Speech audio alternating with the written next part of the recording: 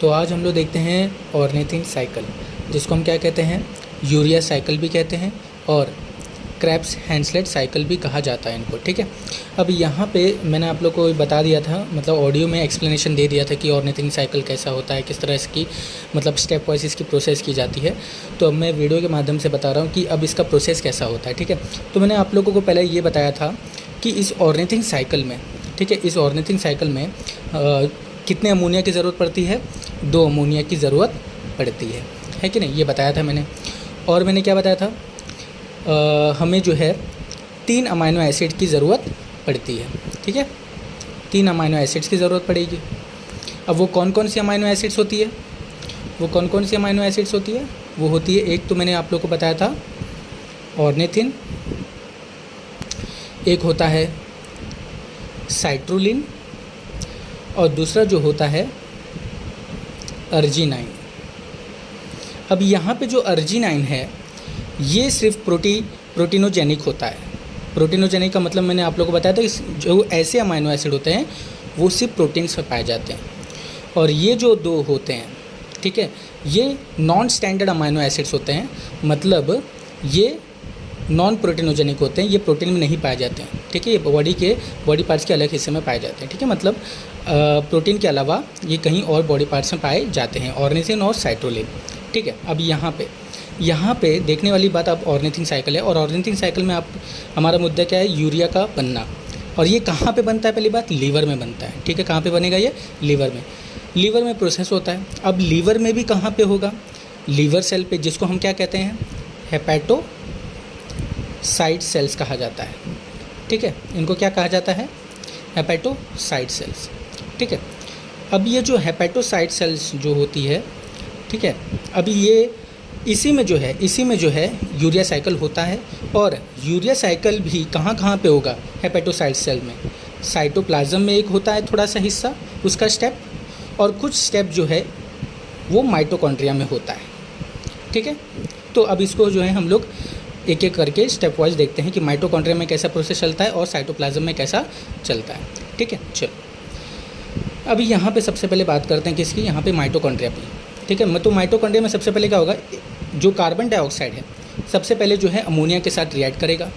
ठीक है, और क्या बनाएगा, ये बना देगा कार्बोमिल फॉस्फेट बना देगा। मैंने बताया था कि पहला जो अमोनिया होगा, ठीक है, वो कार्बन डाइऑक्साइड के साथ रिएक्ट करने पर क्या बना रहा है, कार्बोमिल फॉस्फेट। और ये जो कार्बोमिल फॉस्फेट है ना, ये भी एक अमोनिया है, मतलब अमोनिया के फॉर्म में ये कार्बोमिल फॉस्फेट बन जाता है। ठीक है, ओके।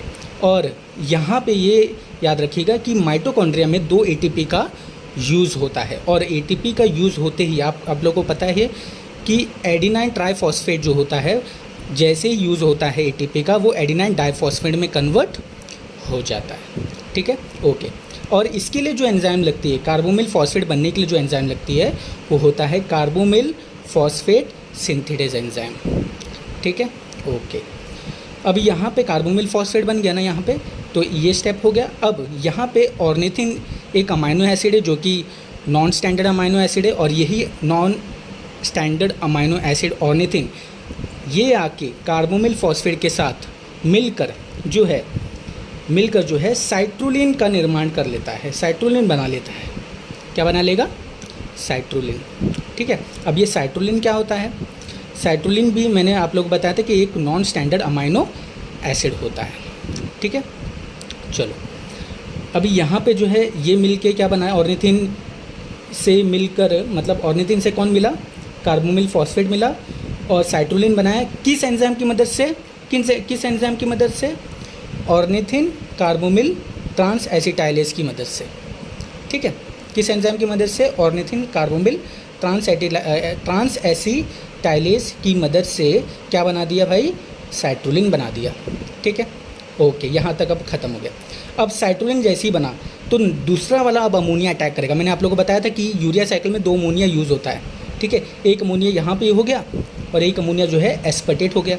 अब एस्पर्टेट जो है, ठीक है, वो दूसरा अमोनिया आएगा, वैसे ग्लूटामेट भी होता है, लेकिन कई बुक में, मतलब ज़्यादातर बुक में जो है एस्पर्टेट दिया, तो मैं एस्पर्टेट लिख देता हूँ। ठीक है, तो यहाँ पे जो एस्पर्टेट है अमोनिया, ये आके साइट्रुलिन से मिलता है। ठीक है, ये आके किससे मिलेगा, साइट्रोलिन से, और साइट्रोलिन से मिलकर जो है ये क्या बना देगा, अर्जिनोसक्सिनिक एसिड बना लेगा। क्या बना लेगा, अर्जिनोसक्सिनिक एसिड बना लेता है।